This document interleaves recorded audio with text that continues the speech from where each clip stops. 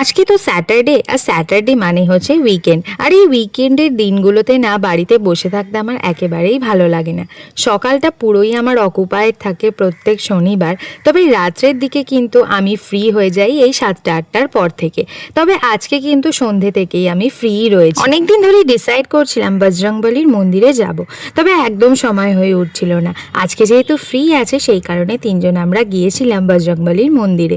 আর দমদম স্টেশনের একেবারেই কাছে কিন্তু এই মন্দিরটা রয়েছে। মন্দিরে আমরা পুজো দিলাম, আর তারপর বজরংবলীর বিগ্রহের চারপাশে কিন্তু আমরা 5বার প্রদক্ষিণ করলাম।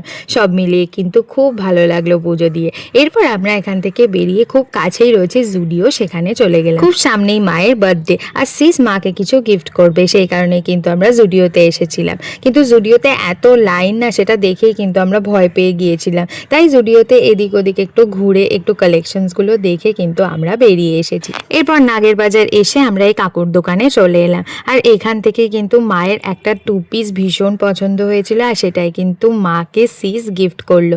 তার সঙ্গে মা একটা নাইটিও কিন্তু নিয়েছিল, যেটাও কিন্তু সিসই গিফট করেছে। এত ঘোরাঘুরির পর হালকা হালকা খিদেও পেয়ে গেছিল, সেই কারণে মঞ্জিনিস থেকে নিয়ে নিলাম 2টো ভেজ স্যান্ডউইচ।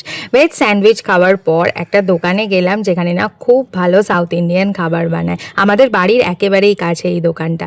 সেখান থেকে ডোসা আর আমি নিয়েছিলাম মেদু বড়া। এই সমস্ত কিছু দিয়ে রাত্রে ডিনারটা কমপ্লিট করে নিলাম।